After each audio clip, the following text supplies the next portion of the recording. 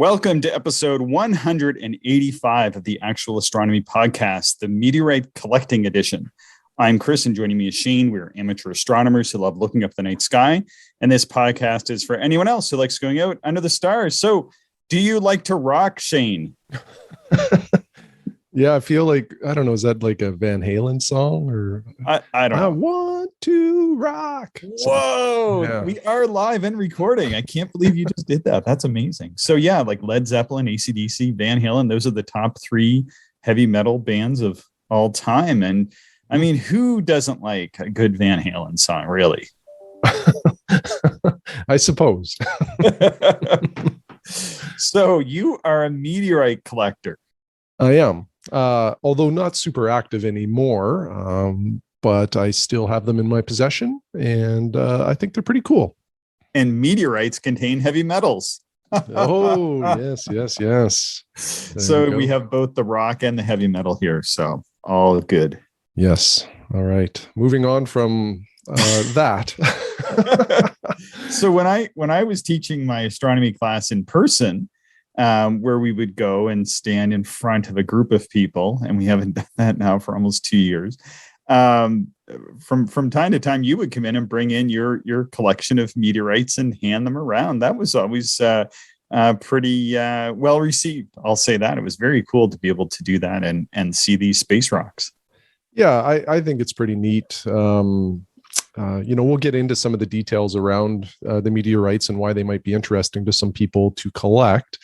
But it is neat to hold something that is not from this planet originally. You know, it came from somewhere out in space and landed here. So there's there's just an interesting feeling that I get, in possessing them and holding them. And I think a lot of people, when they, hold a meteorite and they start to fascinate about where this thing may have come from, think about the voyage it took to get here, and the fact that it survived a very chaotic, entrance into our atmosphere and then eventually reach the soil.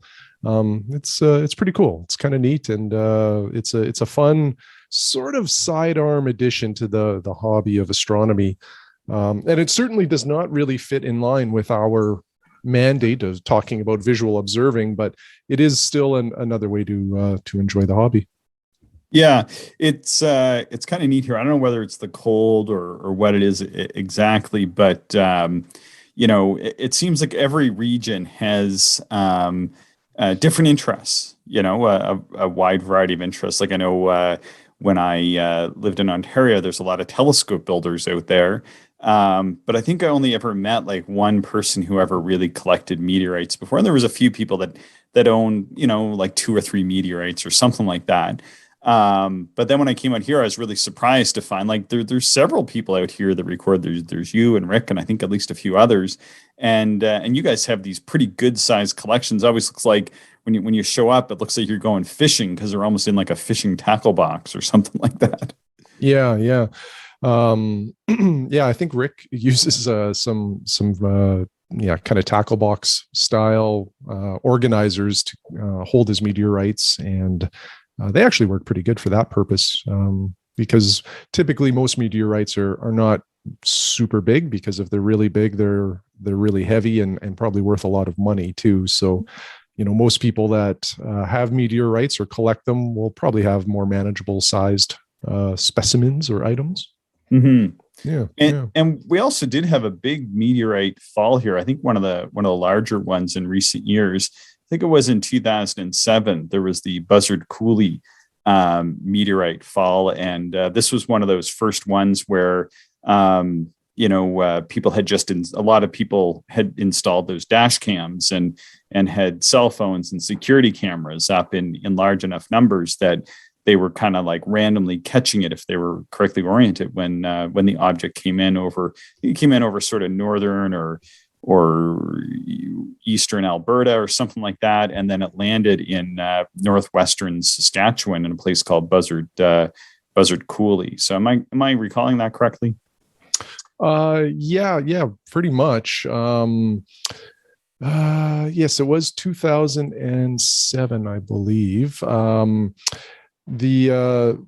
The dash cam reference is important because a lot of people kind of caught this thing by mistake on various cameras, and that data helps people determine like a lot of information about the meteorite, like where it entered, and where it likely landed. And then, if you can do that, you have a better or better odds of, recovering some of this meteorite, which, then is studied and has all sorts of scientific benefits.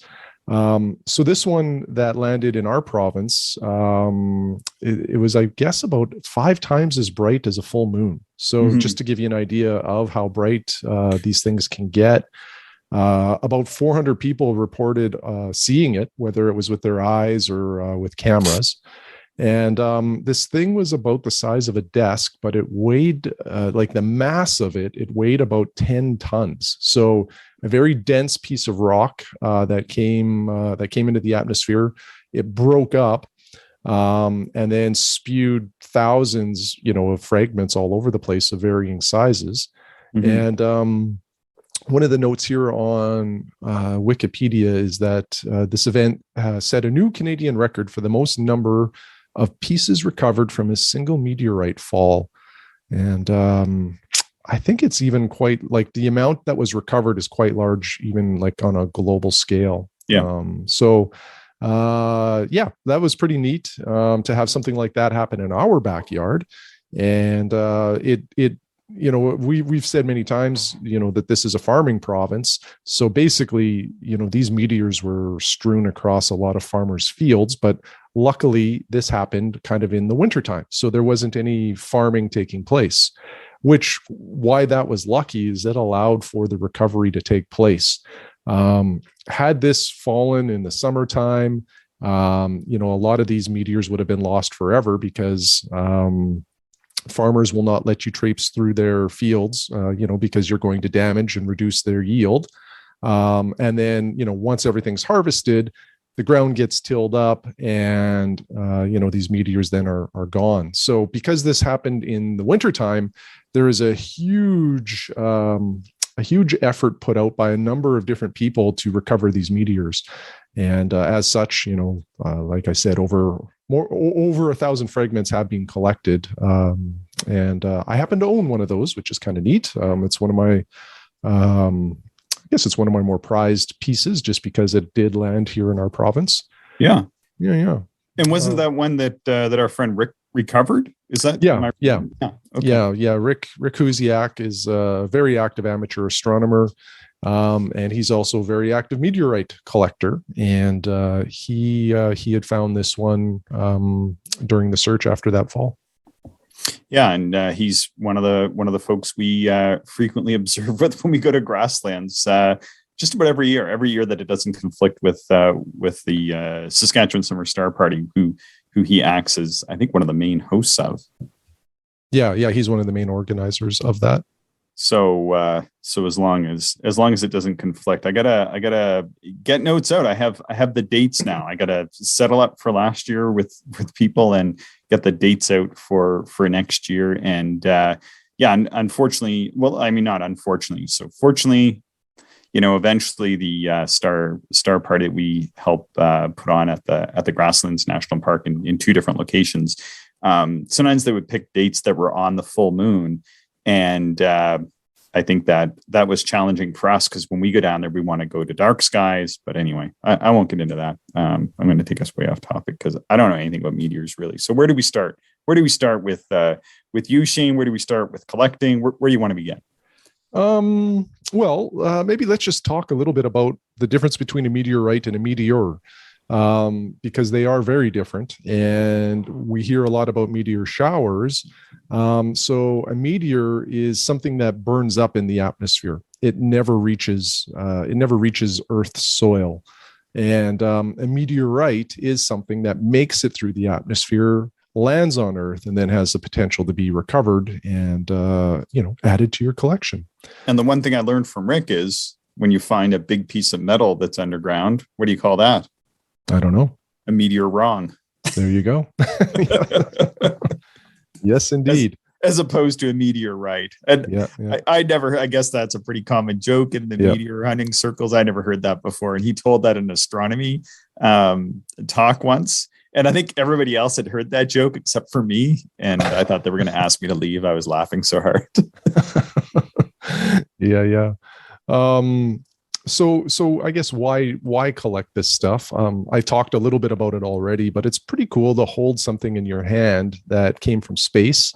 And these meteorites are all very, very old. You know, you're probably looking at least like 4.5 billion years old, maybe more.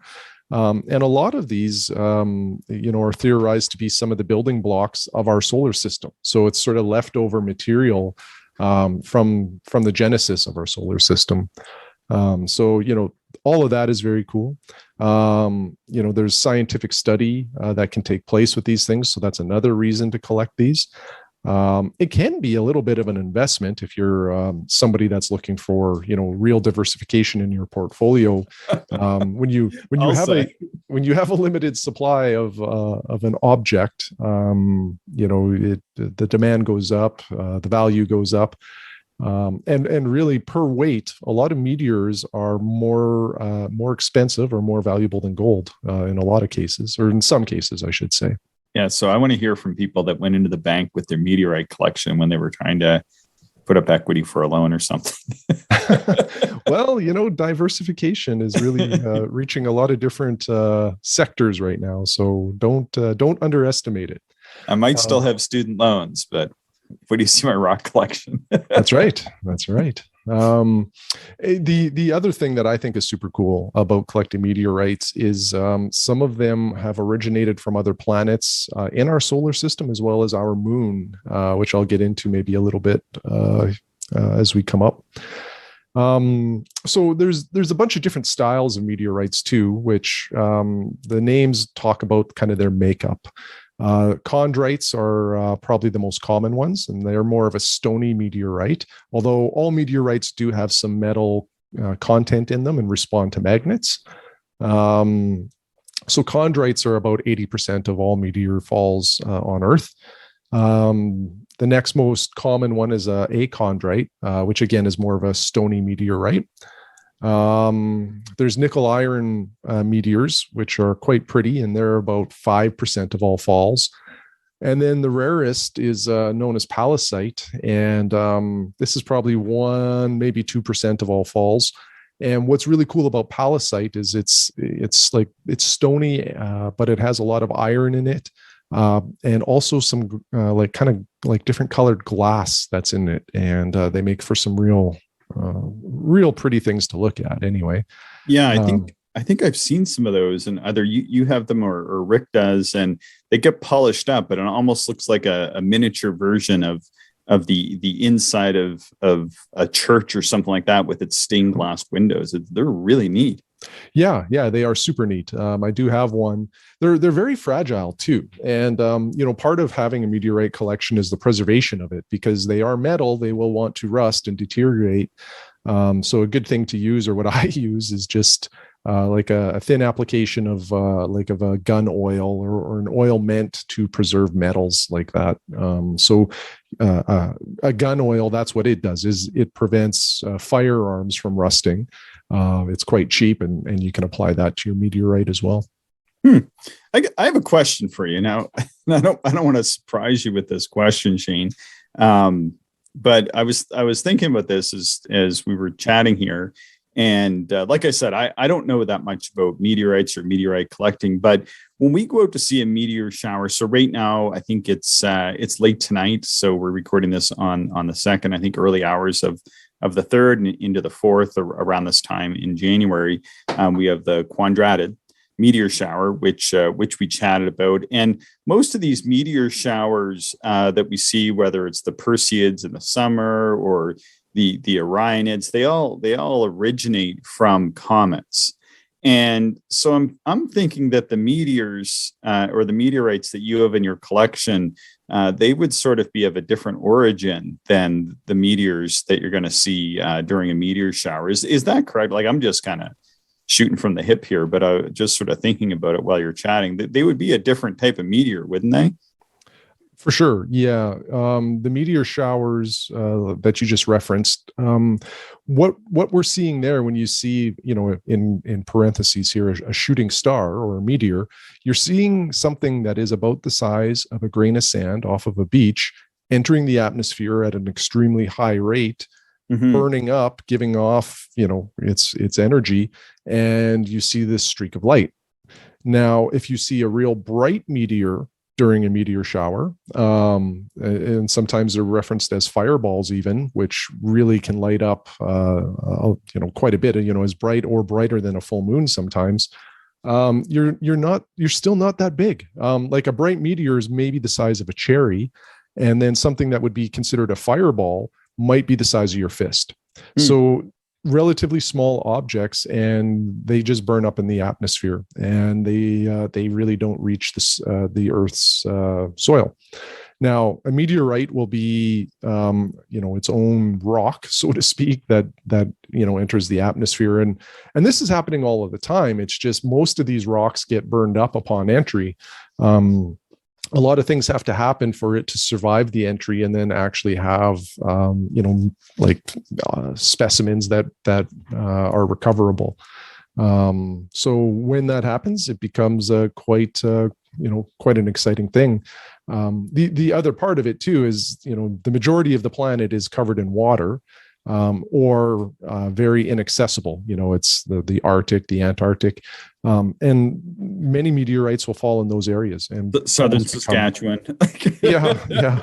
And then it's basically unrecoverable at that point. So, there's a lot that has to happen for a meteor to survive entry, and then you just hope that it actually lands on soil, and in some place where people can go and recover some of the items.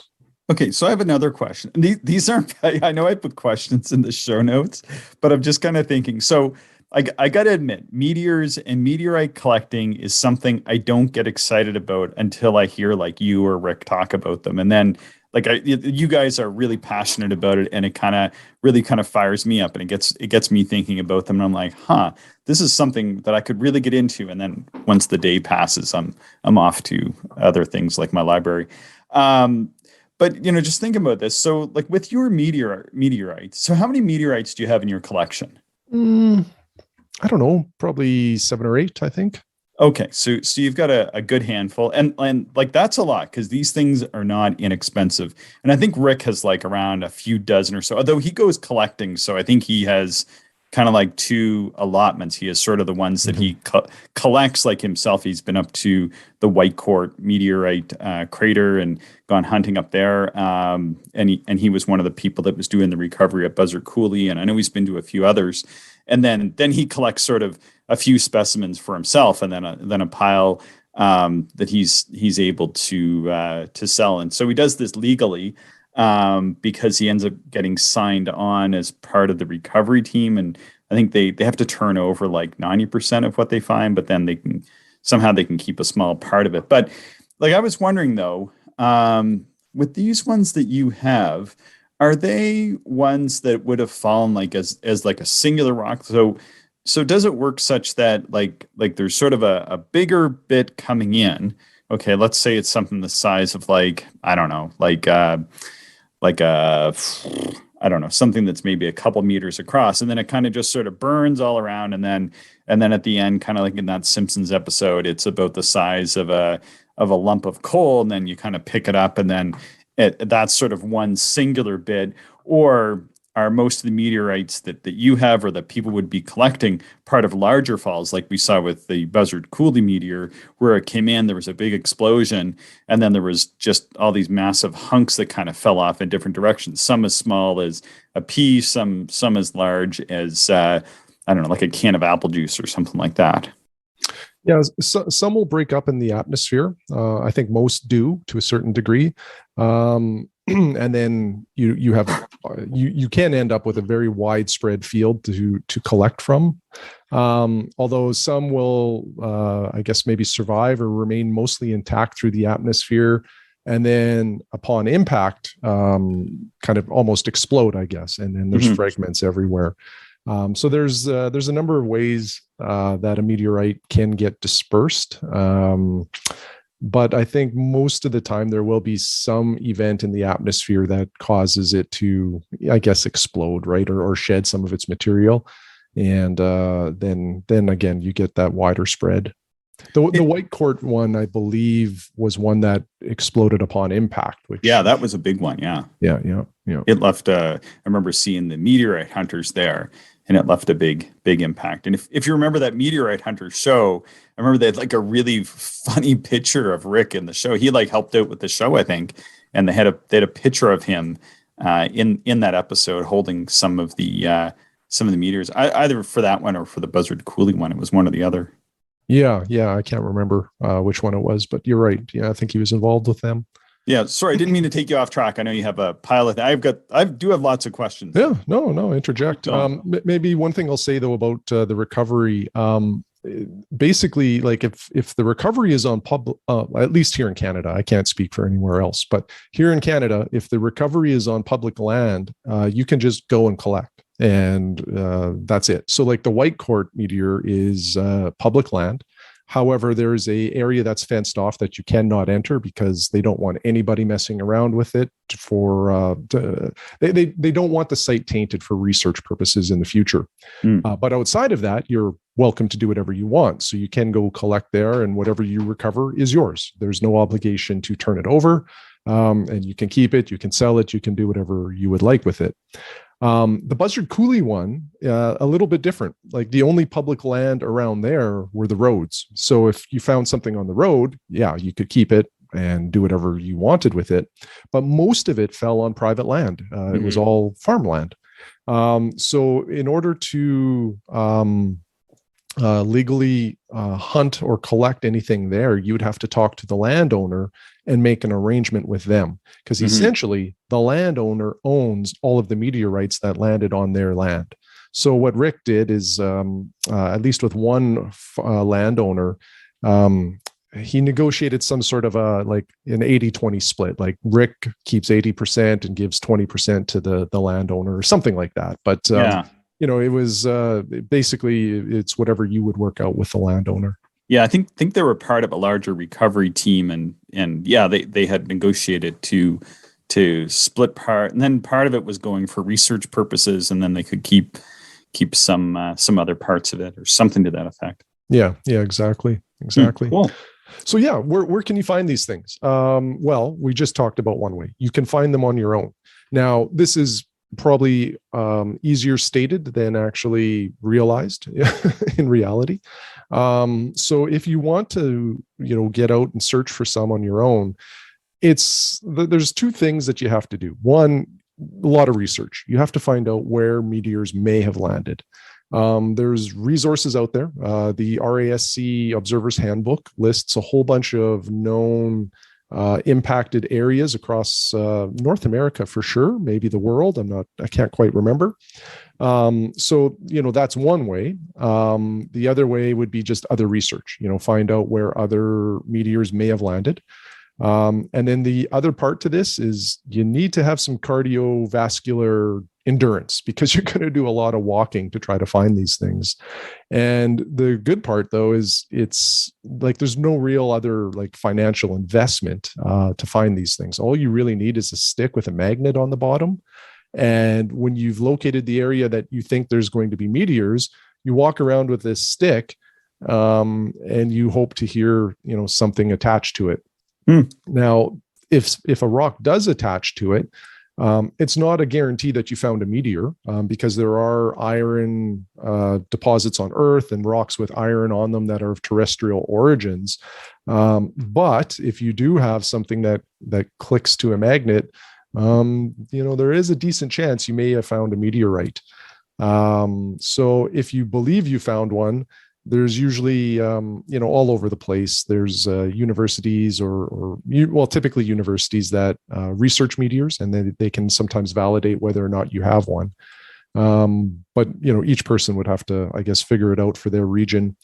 So that's one way. The other way is to buy it. So, you mentioned Rick. I know Rick, and, so the meteors that I bought from him, I know their origin. I know the story behind them. The other way, though, is there's dealers online that you can buy from. The thing, though, to note about this is, and you mentioned it, Chris, the meteor wrongs. There's a lot of fakes out there. There's a lot of rocks that will be positioned or advertised as a meteorite that really aren't. So there's an organization out there that was created to help validate vendors so that you as a buyer have a little more protection. So the organization is called the ICMA. I had that up and I Astronomers and their acronyms, eh? Yeah. Meteorite. While you look, I'm going to tell a short story if I can. If I got 30 seconds, I want to tell a funny story. Go for it. All right. So, like I said, I'm not a meteorite collector or anything, and most of my friends have been observers and not meteorite collectors, though it's more popular out here. But my friend Tim had an amazing story, Shane. Amazing story. So, I believe this is how it went, that he was in the parking lot of a McDonald's. And he was a motorcycle person, and so he's there. He's a motorcycle mechanic and a motorcycle rider, and he was there. And I don't know whether he's on his motorcycle or what, but I feel like he was in the story. And he was sitting there on his bike or whatever, like eating a hamburger, and this rock fell from the sky right in front of him and kind of skipped across the parking lot. And so he went over and he picked it up. And he put it in his pocket, and he always kept it. And then when he just thought that was a weird thing. And when he got interested eventually in astronomy, he took a magnet to it, and sure enough, it was magnetic. And he always held the belief that it had been a meteor, and that he was just in the right place at the right time to see a pebble about the size of a very large marble fall from above and actually skip across a parking lot. Well, that's a pretty interesting story. Isn't that wild? So, but I think he lost it or something to that effect. He misplaced it, maybe is the best way to put it. Interesting. Well, and if you have a meteor that has a story, like if a meteor crashes through a car or something like that, it actually adds to the value of it because it's even more of a rare event. But yeah, and he had said that it was like one of those places in a huge parking lot, and it was sort of like off hours, like when there wasn't many people around and there was no vehicles or anything going by, and he was sort of way off in a corner somewhere, and there was no other way for this rock to come, and go skipping across like a brand new parking lot kind of thing. He was very easily able to go over and identify the one that he had just seen come down from the sky. Like saw it kind of go whoop, like right through his field of vision, and then go skipping across. So it's unlikely that it came from like a car whipping it up. And then of course it was quite magnetic. So I think that's one of the telling points you were referring to earlier, that if they're magnetic, then that's kind of the tell. Yeah, for sure it is. Yep. So I got the acronym wrong. It's IMCA, International Meteorite Collectors Association. So that makes a lot more sense to me. So if you're buying from somebody, you want to make sure that they're IMCA members. So typically a vendor would list their membership number, and then you can go to the IMCA site and validate that it's, they are who they say they are. And then this gives you just sort of like, I guess maybe a bit of an assurance that what you think you're buying is actually legitimate and not a fake. Cool. Yeah. So some of the meteorites that I have, you can get meteors that have been validated that originated on the moon. So the moon, Mars, and Venus. And what has happened is those bodies have had an impact at another time in history, right? Where a meteorite hit them. And then when that happens, it ejects a bunch of the material from that body. So let's talk about the moon. So something hits the moon, a bunch of moon rock and dust gets kind of shot up into space. And because there's really no atmosphere and very little gravity, some of this stuff escapes the lunar, just the lunar gravitational effect. And then these becomes independent sort of rogue rocks floating through space. Some of these will come towards Earth, survive entrance and land and become something that can be recovered. And there's been validated recoveries, like I say, that originated from the moon, Mars, and Venus. And I do have, small specimens of all of those in my collection. And again, I just think it's super cool that, 6 feet behind me right now, Chris, I've got, pieces of rock that are from Mars, Venus, and our moon. So those are some of my prized possessions too. Those three, alongside the Buzzard Cooley meteor, are pretty fascinating to me. And Pink Floyd's The Dark Side of the Moon is a great example of space rock for those that are not meteorite. Anyway. Yeah, exactly. So the value of these things, there's a few factors that go into determining value, but they can range from not very much money to a lot of money.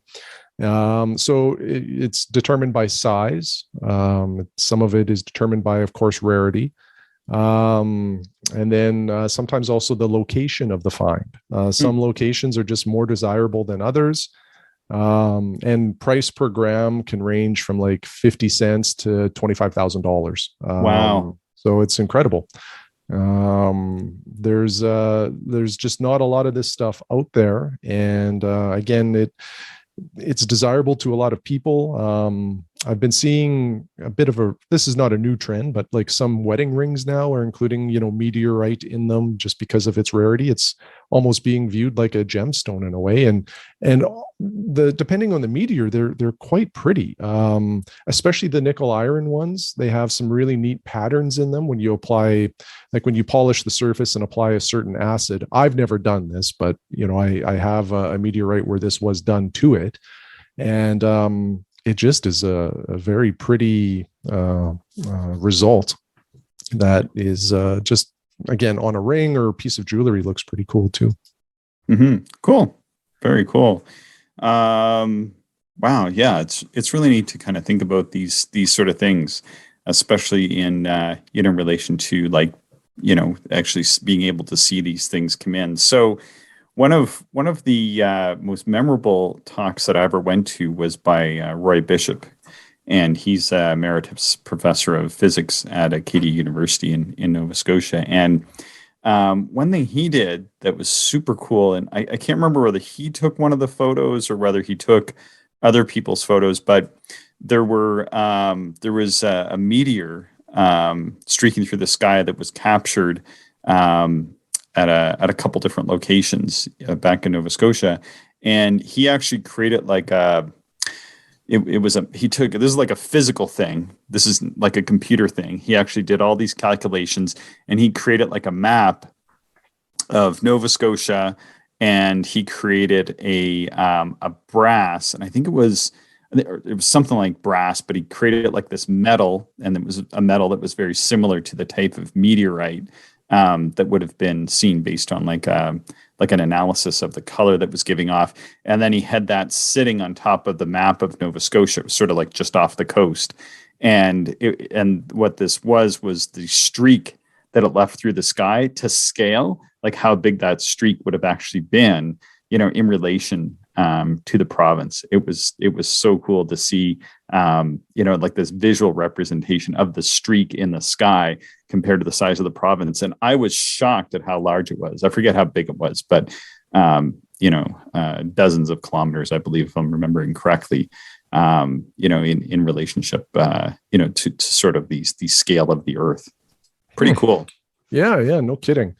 It's a fascinating thing for sure. And I think probably most amateur astronomers, if you've been out enough observing, particularly at dark sites, everybody seems to have at least one or two stories of seeing like a real bright like fireball that just completely makes it look like daytime, even though there's no light to be found. Mm-hmm. Seeing this stuff enter and then knowing that you have some of these rocks that actually survived entry is really cool to me. Yeah. One of the other interesting ones that happened when I was in Nova Scotia was guy, I think we're going to try to have Dave on the show, but Dave Lane at his Abbey Ridge Observatory was able to be part of a network that would get notified when there was an inbound near Earth object. And there was one coming in, I forget how big it was. It wasn't that big, but he was able to get pictures of this object, and then it came in over Africa or somewhere like that. It was a desert area anyway, and so he had photos of it in space, and then he had photos of it when it was recovered, and they were able to use like people's robotic observatories just as they were coming online back, I guess it was about 15 or 16 years ago. And they were able to use like all these amateur observatories to be able to, calculate where it would have come down. And, they were able to kind of get eyes on it as it came through the atmosphere, and then where it would have eventually landed. And then they were able to send a team out to go and recover it. I forget which meteorite it was, but it's a pretty famous one. Pretty neat to be able to do that now. Yeah, absolutely. Yeah, it's a fun little hobby. And if people are interested in collecting meteors, you don't have to have hundreds of dollars to get into this. You can buy a lot of inexpensive meteors. You can buy really cool meteors, like again, my lunar meteor. I don't want to overstate it. It's not that much larger than a small pebble. It's really, really small. So, you can sort of tailor this you can tailor this hobby to whatever budget you want. It's just, if your budget is low, like mine is for meteors, you're not going to acquire very large specimens. Sometimes you'll have smaller remnants, but nonetheless, it's still really cool to me. Yeah, I was actually watching. It's a more recent, although it's not. I don't think it was from the past year or two, but even from like 2016 through 2018, something like that. A Sky at Night episode, and they were at this. It was like a club or university observatory out in a field somewhere, and they went up on the roof with a magnet, like a long, skinny magnet, and they dragged it across, or they went and harvested some of the material that was collecting on the roof somehow. And I have heard of them dragging magnets across roofs. And then they had, I don't know if it was just a super high powered microscope or an electron microscope or something like that. And they were able to take the samples underneath. And the person was saying, well, you could have to search like a dozen roofs in order to get like some micrometeorites. And then the first one they looked at ended up being like a micrometeorite or a really high candidate that they were going to send off for further analysis. The guy was like, whoa, this is amazing. And I guess that's one of the things, like you were saying, there's so many tons of it that are landing on Earth at any one time. But, even the little ones that come in that are the size of the grain of sand or pea-sized, if you get a pretty good fireball, there's like some remnants of dust that as they burn up, that little bit of ash kind of eventually floats to the surface in the form of micrometeorites. Yeah. And I forget how much weight the Earth gains every year just by collecting space dust, essentially. It's quite a bit. Maybe that's my problem. Perhaps. And then what else? Yeah, I mean, it's pretty cool to think about. And we have some impact. There are some impact craters around. I think there's one over by the Cypress Hills somewhere, but you can't really see them though. I don't think. They're just sort of anomalies that they've detected through geophysical means or stuff like that. Yeah, a lot of them are quite deep in the soil and are not accessible. There is a lake in northern Saskatchewan that was formed by a meteor thousands and thousands of years ago. Oh, really? Yeah, I can't remember. Probably called Rabbit. They have funny names here. Everything's like Rabbit Lake or Deer Lake or something. They're all named after animals, aren't they? No, well, some are, but the lakes of the north are every person who gave their life in World War I and II for sure. Maybe. Oh, really? Yeah. They ended up naming a lake after these folks. So. Oh, so they're okay. I knew there had to be some story around them because it seemed like there was some sort of pattern. Oh, wow. So it just happened to be that, yeah, just the way the names fell in certain spots. Wow, that's an interesting fact. Huh. Neat. Do you remember which one it was that is the lake here? I think it might actually be called Crater Lake. Oh, really? Yeah. Huh. You'll have to go up and you should go fishing there. Well, it's quite a ways north, I believe. I don't. You're just think not dedicated enough. Well, maybe you can fly me there. Yeah, people have no idea. Like I had no idea how big Saskatchewan was till I moved here, and the road there's the sign, the road don't go there from here kind of thing, and it's true. Yeah, exactly. Yeah, good stuff. There's one in Quebec too, and you can see it from space kind of thing. And then of course there's Meteor Crater. Have you ever been down to Meteor Crater down in Arizona? No, I haven't. No. Yeah, our friend Clark Muir there, he's gone down there at least once. Sent me some photos from it. So, do you have any gumption to go meteorite hunting? Like, go up to Whitecourt or any of those other places and actually see what you might be able to dig up? I would love to. I believe, and maybe this isn't fair of me to have this belief, but probably within the last 10 years or so, like, you referenced that one TV show, Meteorite Hunters. I think a lot of these sites have probably been picked over fairly well. So, if you were able to, kind of be at the leading tip of this trend, you likely did okay. But right now, I think if you were to go to these known sites, I'm kind of guessing you're not going to find much, if anything. Yeah. You really have to find some of the more obscure or lesser known impact areas, and do your searching there, or like when there is a suspected fall, you need to be the first one on the ground at that location, and hopefully you can find something that way. So I would love to. I've never really made a lot of effort to do that. I really feel like if you got a decent metal detector and you went walk around like in those fields, like out around the back of my place where I go observing, I mean, if you went and talked, there's like the big farm out there. I mean, they seem pretty cool. I've talked to some of the folks out there, and I'm sure they'd let you on the right time of year to go, even just walk the perimeter of the field.